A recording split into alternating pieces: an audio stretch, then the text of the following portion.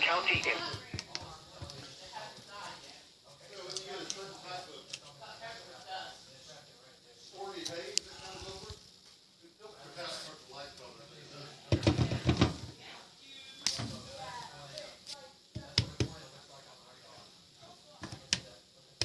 dangerous situation.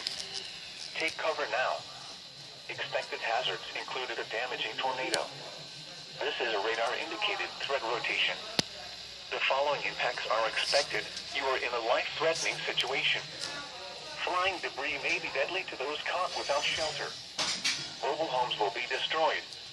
Considerable damage to homes, businesses, and vehicles is likely, and complete destruction is possible. Locations impacted include Granfield, Chattanooga, Faxon, Loveland, and Cookietown. This includes Interstate 44 between mile markers 11 and 31.